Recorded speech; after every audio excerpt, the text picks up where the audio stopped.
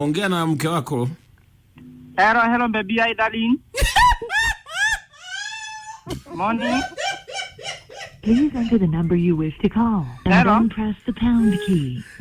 Mimi nilikuwa nakuomba hivi. Ameshakata simu, acha kuomba.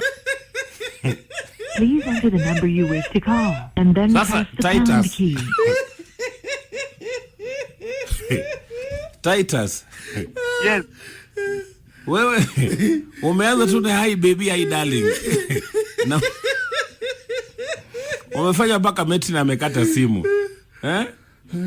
Sasa sijui shida iko wapi, sijui shida iko wapi hapo sasa. Lakini kama ni kukata simu ama ni nini? Uko na mbio ndugu yangu. Peleka vitu taratibu, pole pole ndugu yangu bwana Titus, ni mambo na pole pole. Hakuna ubaya kumuita darling, baby na kitu, lakini enda pole pole ndugu yangu. Yeah.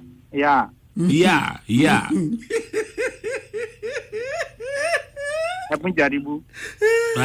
Nataka uende kwa utaratibu, Sawa, sasa nita, tulia pole pole tu, Siwe na haraka.